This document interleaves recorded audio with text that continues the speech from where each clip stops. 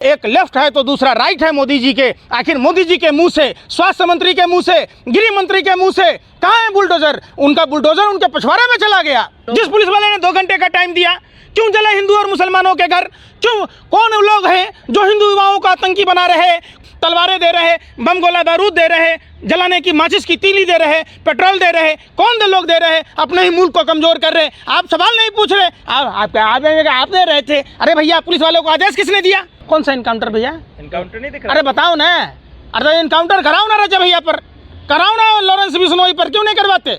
अरे करवाओ ना उस पर जिसने महिला कांस्टेबल को करवा चौथ मनाने से रोका, उसके साथ रेप किया।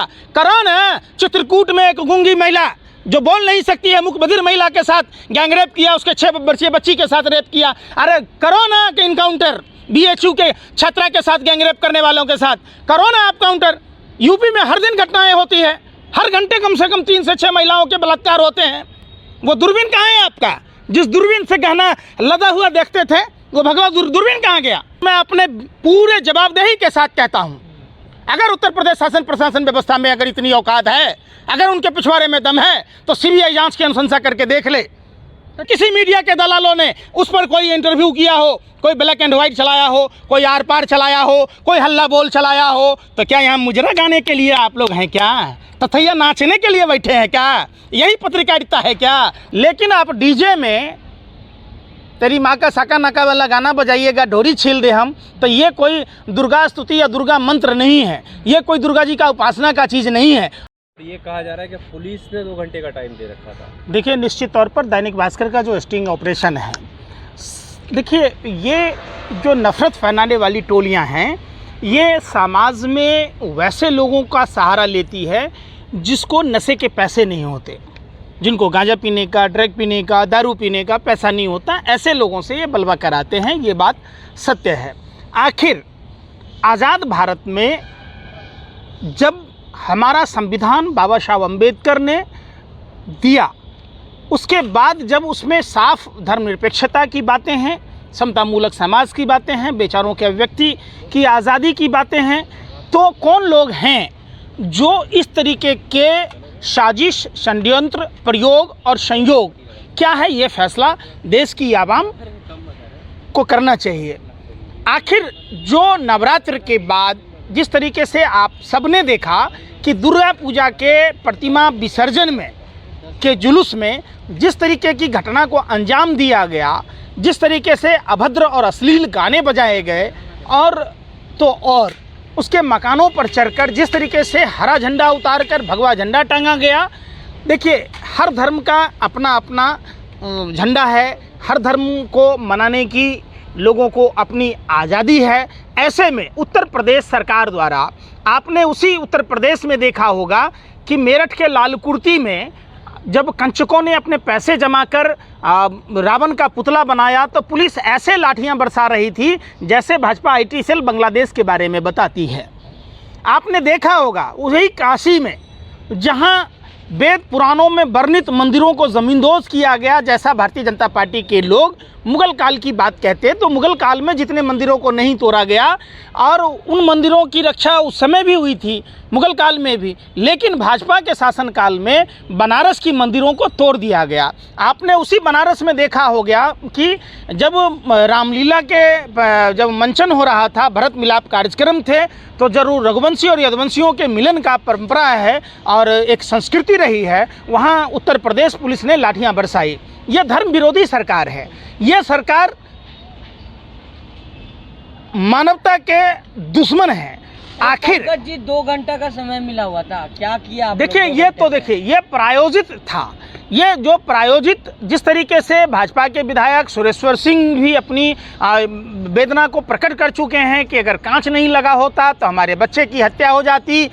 आपने देखा होगा किस तरीके से वहाँ के भारतीय जनता युवा मोर्चा के जो नगर अध्यक्ष हैं, उस पर FIR दर्ज हुई, उनके सहयोगियों पर हुई। हम तो कहते हैं इस घटना की जांच CBI से हो, संयुक्त संसदीय समिति से हो, तो ये देश में जितने दंगे होते हैं, उन दंगों में किन लोगों का हाथ होता है, कौन लोग शामिल होते हैं, ये क्लियर हो जाना है।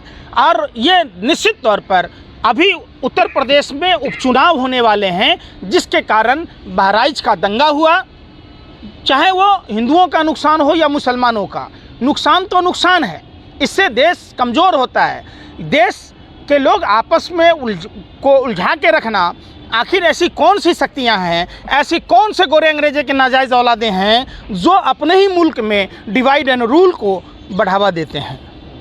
लेकिन पंकज जी, सवाल तो ये हो रहा है कि कोई 10 मिनट का समय मांगता है, कोई 2 घंटे में कुछ नहीं कर पा रहा है। देखिए, अब आपने ये बात बोलकर आप देश को तोड़ने की कोशिश कर रहे हैं। आप अपना एजेंडा चला रहे हैं अपने व्यूअरशिप के हिसाब से। जिसको वतन से मोहब्बत है उसको 24 घंटा 365 दिन मिलेगा तो अपने देश में इस तरीके की वारदात को अंजाम नहीं देगा। क्योंकि भारत की खूबसूरती है, भारत विश्व में सभी धर्म, वैसे तो पूरे वर्ल्ड में 11 से 12 धर्म के लोग हैं और भारत में सबसे ज़्यादा धर्म के मानने वाले लोग हैं। यहाँ मंदिरों की भजन, मस्जिदों के आज़ान, गुरुद्वारों की अरदास सब सुनाई देती है। यही खूबसूरती है पूरे विश्व में भारत की। तो निश्चित तौर पर ये वही लोग हैं, गोरे अंग्रेजी की नाजायज़ औलादे हैं, जो अपने ही मुल्क में ये जाति और धर्म के नाम पर वैमनस्यता फैलाते हैं, 2 घंटा 4 घंटा मांगने की बात कहते हैं। तो निश्चित तौर पर यह सरकारी तंत्र मिली हुई है। आखिर पुलिस ने 2 घंटे का टाइम उन दंगाइयों को कैसे दिया? क्या उत्तर प्रदेश के सीएम का भी इसमें सहमति है? अगर नहीं है तो उत्तर प्रदेश के सीएम उस पर राष्ट्रद्रोह का मुकदमा क्यों नहीं दर्ज कराते ऐसे पुलिस अधिकारियों पर? आपने देखा होगा उत्तर प्रदेश में कानून व्यवस्था नाम की चीज़ नहीं है। उत्तर प्रदेश में मूक बधिर महिला की बलात्कार होती है, उनके 6 वर्षीय बच्चे के साथ रेप होता है। उसी उत्तर प्रदेश में दिन दहाड़े औरतों की इज्जत लूटी जाती है। पुलिस वाले जेवर तक घूस में लेने लगे हैं। कानपुर की घटना आपने देखा होगा। महिला कांस्टेबल जो हिंदू धर्म में करवा चौथ जैसे पवित्र त्यौहार के दिन नहीं जा पाती है, उनके साथ गैंगरेप होता है। तो उस उत्तर प्रदेश में कानून व्यवस्था नाम की चीज़ नहीं है। वहाँ जंगल राज है, वहाँ गुंडा राज है, वहाँ रावण राज है। कहा जा रहा है कि अपने लोग ही धोखा दे दिए। देखिए, धोखा शब्द जो आपने कहा, ये देश के साथ धोखा है। ऐसे पुलिस वालों को जो कानून के रक्षक हैं, वो कानून के भक्षक बने हुए थे, वो दुकानें जलवा रहे थे, तो निश्चित तौर पर सैटेलाइट फुटेज के आधार पर उन लोगों पर कार्रवाई होनी चाहिए। कौन कौन से फ़ोन नंबर वहाँ एक्टिव थे, उस फ़ोन का किन किन लोगों से बात हो रहा था, उसका आका कौन था जिसने बहराइच दंगा को अंजाम दिया और एक संजोग षड्यंत्र प्रयोग के तहत बहराइच घटना को अंजाम दिया। ऐसे सभी लोगों पर राष्ट्रद्रोह का मुकदमा दर्ज होना चाहिए। इन सभी राष्ट्रद्रोहियों को सजाए मौत की सज़ा मिलनी चाहिए। सवाल ये हो रहा है कि अब हिंदू यात्रा भी नहीं निकाल सकते क्या देश में? देखिए, यात्रा निकालना हिंदू भी निकाले, मुसलमान भी निकाले, सिख भी निकाले, बौद्ध भी निकाले, जैन भी निकाले, ईसाई भी निकाले, लेकिन आप डीजे में तेरी माँ का साका नाका वाला गाना बजाइएगा, ढोरी छील दे हम, तो ये कोई दुर्गा स्तुति या दुर्गा मंत्र नहीं है। ये कोई दुर्गा जी का उपासना का चीज़ नहीं है। और किसी धर्म विशेष के घरों पर जाकर कोई भी धर्म का आदमी अगर इस तरीके के कुकृत्य करता है तो निश्चित तौर पर वो राष्ट्रद्रोही है, वो गोरे अंग्रेजों की नाजायज़ औलादें हैं। पुलिस प्रशासन क्या कर रहा था अगर ऐसे गाने बज रहे थे तो? पुलिस प्रशासन तो 2 घंटे का टाइम दे रही थी ना। यही तो पता करना है कि पुलिस प्रशासन किसके इशारे पर, किसके आदेश पर दंगाइयों को 2 घंटे का समय दिया।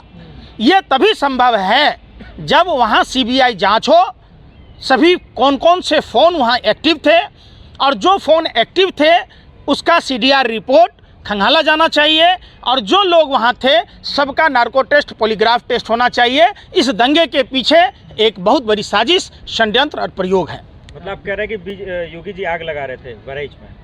ये आप अपने मन से कह रहे हैं। नहीं, कहने का मतलब तो आपका वही है। अच्छा, पुलिस वाला क्या आपके कहने से 2 घंटे का टाइम दिया था? अरे आपका रिश्तेदार लग रहा था, आपका मामा था कि नाना था वहाँ जो 2 घंटे का टाइम दे रहा था। आप पत्रकार हैं, आप पुलिस वाले से सवाल नहीं पूछते और फिर आप देश में दंगा भड़काते हैं। शर्म कीजिए। हमारा तो रिश्तेदार नहीं था वो पुलिस वाला। जिस पुलिस वाले ने 2 घंटे का टाइम दिया, क्यों जले हिंदू और मुसलमानों के घर? क्यों? कौन लोग हैं जो हिंदू युवाओं का आतंकी बना रहे? कौन देश के युवा भविष्यों के हाथों में तलवारें दे रहे, बम गोला बारूद दे रहे, जलाने की माचिस की तीली दे रहे, पेट्रोल दे रहे? कौन दे लोग दे रहे? अपने ही मुल्क को कमज़ोर कर रहे। आप सवाल नहीं पूछ रहे, आप दे रहे थे। अरे भैया, पुलिस वालों को आदेश किसने दिया? आपने पूछा? क्यों नहीं पूछा? योगी जी का इंसाफ नहीं दिख रहा आपको? कौन सा इंसाफ? काउंटर हैं? कौन सा इनकाउंटर भैया? इनकाउंटर नहीं दिख रहा? अरे बताओ ना, अरे इनकाउंटर कराओ ना रजा भैया पर, कराओ ना लॉरेंस बिश्नोई पर, क्यों नहीं करवाते? अरे करवाओ ना उस पर जिसने महिला कांस्टेबल को करवा चौथ मनाने से रोका, उसके साथ रेप किया। करो ना। चित्रकूट में एक गूंगी महिला जो बोल नहीं सकती है, मुख बधिर महिला के साथ गैंगरेप किया, उसके 6 वर्षीय बच्ची के साथ रेप किया। अरे करो ना कि इनकाउंटर BHU के छात्रा के साथ गैंगरेप करने वालों के साथ करो ना आप काउंटर। यूपी में हर दिन घटनाएं होती है, हर घंटे कम से कम 3 से 6 महिलाओं के बलात्कार होते हैं। वो दूरबीन कहाँ है आपका? जिस दूरबीन से गहना लदा हुआ देखते थे, वो भगवा दूरबीन कहाँ गया? लेकिन हिंदुओं की ही शोभा यात्रा पर क्यों पत्थरबाजी होती है? उसमें क्यों हिंसा दंगे होते हैं? यात्रा देखिए, वो भी अगर आप बहराइच घटना की जांच अगर हुई सैटेलाइट फुटेज के आधार पर, वो पत्थर बरसाने वाले भी उन्हीं दंगाइयों में से एक है जिसने पत्थर बरसाया, उकसाया और उस तरीके बहराइच की घटना को अंजाम दिया।